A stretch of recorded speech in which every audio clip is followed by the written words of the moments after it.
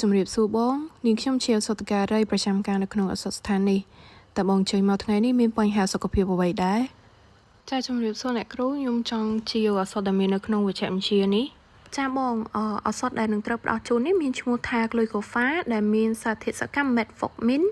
ចំនួន500មីលីក្រាមក្រោមទម្រង់ជាថ្នាំគ្រាប់ coated tablet អសត Glucofa នេះត្រូវបានប្រើប្រាស់សម្រាប់ព្យាបាលជំងឺទឹកនោមផ្អែមប្រភេទ2របៀបប្រើអសតនេះលេបតាមមាត់ក្រោយពិសារអាហារកម្រិតប្រើលេប1ដង1គ្រាប់ដោយលេប2ដងក្នុងមួយថ្ងៃរយៈពេលប្រើប្រាស់ក្នុងរយៈពេល15ថ្ងៃផលរំខានរបស់អសតគឺជាញឹកញាប់អសតនេះអាចបង្កឲ្យមានបញ្ហាលើប្រព័ន្ធរំលាយអាហារដូចជាចង្អោរក្អួតរាគចុកពោះនិងមិនឃ្លានបាយចំណុចដែលត្រូវប្រុងប្រយ័ត្នគឺហាមប្រើប្រាស់ផលិតផលដែលមានសារធាតុអេតាណុលនិងអ៊ីយ៉ូតព្រោះវាបង្កឲ្យប៉ះពាល់ដល់ថ្លើមនិងតម្រងនោមហាមប្រើប្រាស់ជាមួយឱសថ Glucocorticoid និង Beta-dermimetic ព្រោះឱសថទាំងនេះបង្កឲ្យមានការកើនឡើងនៅបរិមាណជាតិ glucose នៅក្នុងឈាម glycemia សញ្ញាគ្រោះថ្នាក់នៅក្នុងករណីដែលមានសញ្ញាដូចជាពិបាកដកដង្ហើមចុកពោះនិងចុះសីតុណ្ហភាពត្រូវតែទៅជួបគ្រូពេទ្យជាបន្ទាន់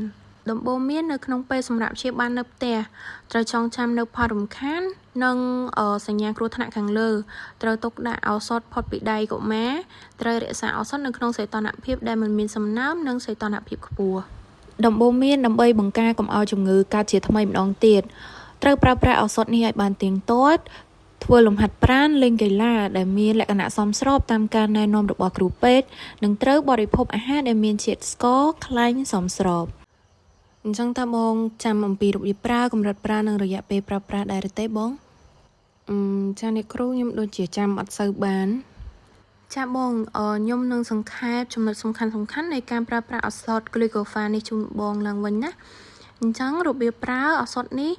ត្រូវលេបតាមមាត់កម្រិតប្រើលេប1ដង1គ្រាប់ក្រោយពិសារអាហារដោយលេប2ដងក្នុងមួយថ្ងៃរយៈពេលប្រើប្រាស់គឺលេបក្នុងរយៈពេល15ថ្ងៃសូមអរគុណច្រើនបងតើបងអូនអាចនិយាយអំពីសកម្មភាពរបស់ឱសថMetformin ក្នុងការព្យាបាលជំងឺទឹកនោមផ្អែមបានទេចាលោកគ្រូឱសថនេះអាចព្យាបាលជំងឺទឹកនោមផ្អែមប្រភេទ2ព្រោះវាមានសកម្មភាពបន្ថយការផលិត glucose ត្រង់ថ្លើមតាមរយៈការបញ្ឈប់ gluconeogenesis និង glycogenolysis ដែលនេះជាសកម្មភាពចម្បងរបស់ឱសថហើយវាបង្កើននៅការចាប់យកនិងប្រើប្រាស់ glucose ដោយបង្កើននៅ sensibility របស់ insulin ជាពិសេសនៅត្រង់សាច់ដុំនិងវាបន្ថយការស្រូប glucose ត្រង់ពោះវៀនសូមអរគុណលោកគ្រូ